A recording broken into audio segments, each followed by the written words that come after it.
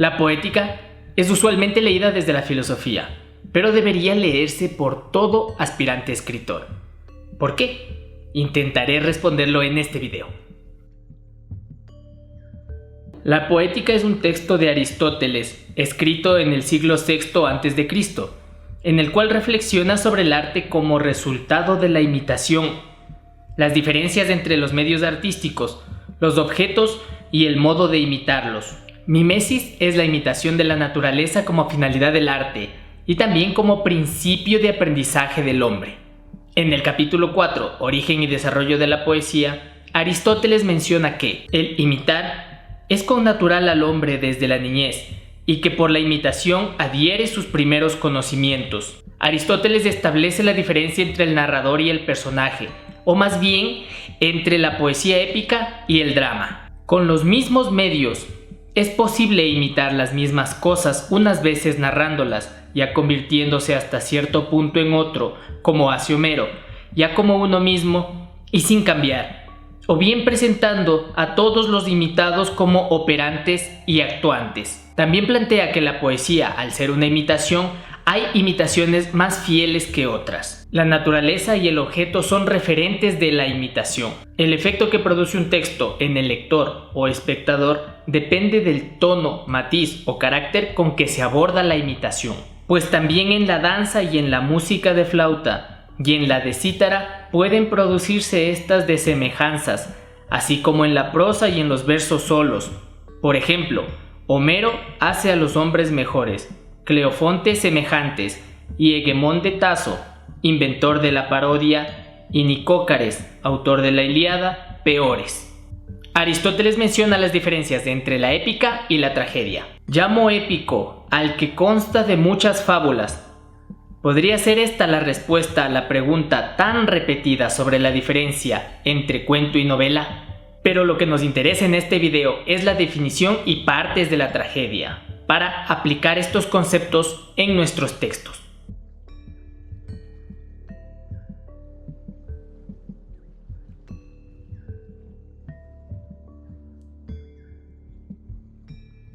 La poética es un texto que debería leer todo aspirante a escritor. Tiene conceptos que han sido replicados por escritores y teóricos modernos. Las ideas que expone Aristóteles en la tragedia pueden considerarse básicas para la escritura de un buen texto narrativo. Tienen cercanía con la teoría moderna del cuento. La tragedia, el drama, el teatro en general, según Aristóteles, imitan las acciones. Esto es por las mismas características del teatro, que son representaciones en vivo. Sin embargo, hay que recalcar que la esencia del drama, según Aristóteles, es imitar una acción. Esta es la diferencia esencial del drama o de la tragedia con los demás géneros. En la narrativa, las acciones son descritas, narradas, pero en el teatro y el cine son géneros que imitan la acción, actuando personajes y no mediante el relato. Aristóteles pone la idea de la anécdota en primer plano. En el capítulo 14 dice que el temor y la compasión pueden nacer del espectáculo, pero también de la estructura misma de los hechos, lo cual es mejor y de mejor poeta. Esto quiere decir que en el teatro, los elementos externos, como la escenografía y los efectos, pueden producir temor y compasión. Pero una anécdota, una fábula estructurada, es de mejor poeta. La fábula, en efecto, debe estar constituida de tal modo que, aún sin verlos, el que oiga el desarrollo de los hechos se horrorice y se compadezca por lo que acontece. Una anécdota debe tener el poder de transmitir emociones y sensaciones con solo contar los hechos. En el caso del drama o de un guión de cine, el texto debe transmitir tanto como la puesta en escena.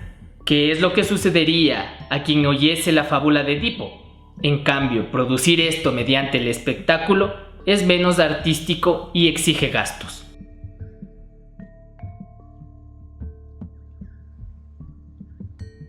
Toda tragedia definida y descrita por Aristóteles tiene los siguientes elementos: espectáculo, carácter, fábula, elocución, canto y pensamiento. 1. La fábula. El más importante, dice Aristóteles, es la estructuración de los hechos, porque la tragedia es imitación no de personas, sino de una acción y de una vida. Para el cuento, la estructura de la anécdota es de suma importancia si se quiere conseguir el efecto. Desde el siglo VI a.C. hasta la actualidad se ha usado y se usa la tríada aristotélica: principio, medio, fin. En Sobre la fábula o estructuración de los hechos se plantea la importancia del orden de la anécdota. Es pues necesario que las fábulas bien construidas no comiencen por cualquier punto ni terminen en otro cualquiera, sino que se atengan a las normas dichas. Fácilmente puede creerse que lo que dice Aristóteles es una estructura cronológica. Sin embargo, lo que realmente plantea es la estructura de la fábula. La idea debe tener un principio, medio y fin para que produzca efecto, aunque en el planteamiento del drama cambien de lugar, lo que en lenguaje cinematográfico se llama el montaje, y podría llamarse en lenguaje literario la sintaxis de la anécdota. Por otra parte, aunque uno ponga en serie parlamentos caracterizados y expresiones y pensamientos bien construidos, no alcanzará la meta de la tragedia. Además, los medios principales con que la tragedia seduce al alma son partes de la fábula. Me refiero a las peripecias y a las agnisiones.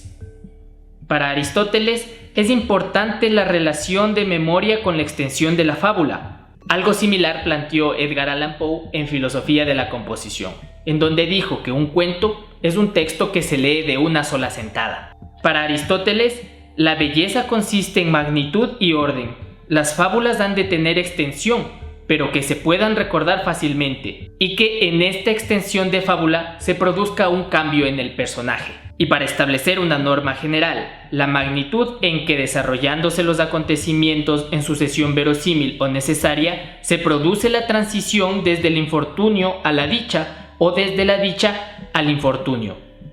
La fábula es por consiguiente como el alma de la tragedia. Y en segundo lugar, los caracteres. 2. Carácter es aquello que manifiesta la decisión, es decir, qué cosas en las situaciones en que no está claro uno prefiere o evita. Los personajes son tales o cuales según el carácter, pero según las acciones, felices o lo contrario. Así pues no actúan para imitar los caracteres, sino que se revisten los caracteres a causa de las acciones. El drama imita las acciones. Los personajes se definen por estas acciones más que por su caracterización. En el teatro griego, los personajes usaban máscaras que caracterizaban al personaje. Lo que dice Aristóteles es que más allá de la máscara, lo que define a un personaje son sus acciones. Y esta máxima se aplica al cuento moderno cuando decimos que son sus acciones las que nos cuentan sobre su personalidad, sus miedos, sus temores, sus obsesiones, etc. Lo que se recomienda de manera general para el cuentista es mostrar las acciones de un personaje sin mencionar emociones, más bien será el lector quien infiera y participe en la historia. Otro elemento de importancia está en el capítulo 15, las 4 cualidades de los caracteres. Aristóteles dice: así también el poeta, al imitar hombres irascibles o indolentes, o que tienen en su carácter cualquier otro rasgo semejante, aun siendo tales, debe hacerlos excelentes. Un modelo de dureza es Aquiles. Aristóteles menciona que es positivo una especie de convicción en las decisiones de los personajes. Algo así como que los personajes deben ser fuertes incluso en su debilidad, irascibles o indolentes, pero con un fuerte carácter irascible o indolente. 3. Pensamiento. Es saber decir lo implicado en la acción y lo que hace al caso. Es un componente narrativo que podemos usar para transmitir reflexiones de un narrador o de un personaje de manera explícita. El pensamiento es un complemento de las descripciones y de la acción. Debemos mediar estos 3 elementos para lograr el dinamismo que requiera nuestro texto. 4. Elocución. Es la expresión mediante las palabras. En el caso del teatro depende de los actores y de cómo interpretan la obra en escenario. El símil para el escritor sería el estilo, cómo se expresa esa anécdota en el papel. Hay que mencionar que Aristóteles ha puesto a la fábula y a la estructura de la fábula sobre los otros elementos de la tragedia. Es decir, que la idea de la anécdota estaría sobre la pluma y el estilo del autor, aunque lo lógico es que ambos convivan en sincronía, pero sobre todo que el estilo no sea mero ornamento o espectáculo.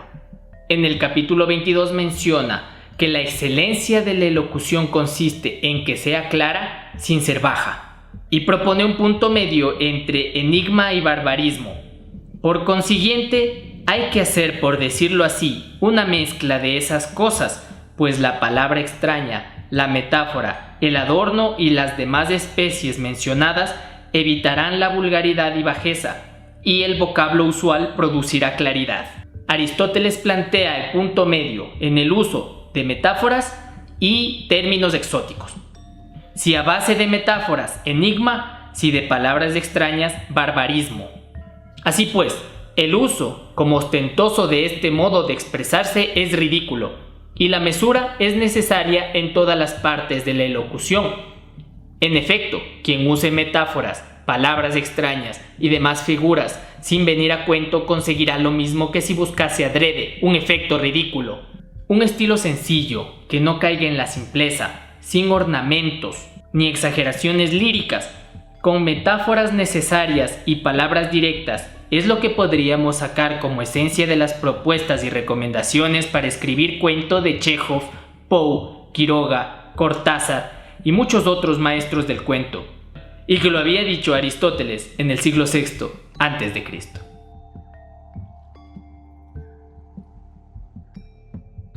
Otro elemento del drama es la unidad de la acción. Es preciso, por tanto, que, así como en las demás artes imitativas, una sola imitación es imitación de un solo objeto, así también la fábula, puesto que es imitación de una acción, lo sea de una sola y entera, y que las partes de los acontecimientos se ordenen de tal suerte que si se traspone o suprime una parte, se altere y disloque el todo, pues aquello cuya presencia o ausencia no significa nada, no es parte alguna del todo. El cuento requiere un conflicto como eje central de la acción, contrapuesto a la novela, que puede tener más personajes y conflictos, tal como sucede en la poesía épica. Aristóteles plantea en este punto el control de la obra por parte del creador, que no existan elementos arbitrarios e innecesarios, sobre todo que no haya excesos de acción, descripción ni pensamiento. Esto lo podemos comprobar eliminando un objeto, elemento, frase del texto, y si no cambia nada, significa que es arbitrario. En cuanto al coro, debe ser considerado como uno de los actores, formar parte del conjunto y contribuir a la acción. En este fragmento Aristóteles da un elemento que se puede aplicar al coro en la tragedia, pero a otros elementos de la narrativa en general, las preguntas retóricas, los diálogos, incluso las descripciones y obviamente las reflexiones del narrador o personajes. Todo esto debe contribuir al avance de la acción. Fábulas simples y complejas. Esto no se refiere a la complejidad de forma, sino a la complejidad en que el personaje consigue su cambio en la anécdota. Llamo simple a la acción en cuyo desarrollo continuo y uno, tal como se ha definido, se produce el cambio de fortuna sin peripecia ni agnición, y compleja a aquella en que el cambio de fortuna va acompañado de agnición, de peripecia o de ambas. Peripecia es cambio de la acción en sentido contrario, según se ha indicado. Es un giro de la suerte de los personajes. Agnición es un cambio desde la ignorancia al conocimiento, una especie de revelación para el personaje. Una de las características para generar el sentimiento trágico es que el personaje no sea ni muy virtuoso ni muy malo, que sea normal y que cometa un error. El que ni sobresale por su virtud y justicia, ni cae en la desdicha por su bajeza y maldad, sino por algún hierro, siendo de los que gozaba de gran prestigio y felicidad. En la mitología griega, Ate era la diosa de la fatalidad, personificación de las acciones irreflexivas y sus consecuencias. Típicamente se hacía referencia a los errores cometidos tanto por mortales como por dioses, normalmente debido a su ibris o exceso de orgullo, que los llevaba a la perdición o la muerte. Este error y caída es lo que produce en la tragedia el sentimiento de compasión y temor. La sensación, el sentimiento, la emoción que Aristóteles considera como básica para la tragedia.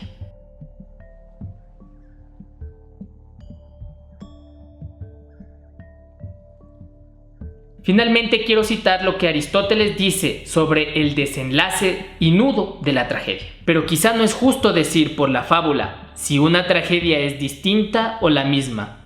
Es la misma si tiene el mismo nudo y desenlace, pero muchos, después de anudar bien, desenlazan mal. Es preciso, sin embargo, que ambas cosas sean siempre aplaudidas. La poética tiene conceptos vigentes que han repetido tanto teóricos como escritores modernos. Los conceptos de las tragedias griegas del siglo V a.C., recogidos, presentados y analizados por Aristóteles en el siglo VI a.C., tienen vigencia en la manera de contar historias. Se puede decir en el modo arquetípico de la narración. En la teoría expuesta en este video, quizá haya algo de imitación oral, de imitación de la vida, mimesis del mundo, de la naturaleza y, por qué no, del universo.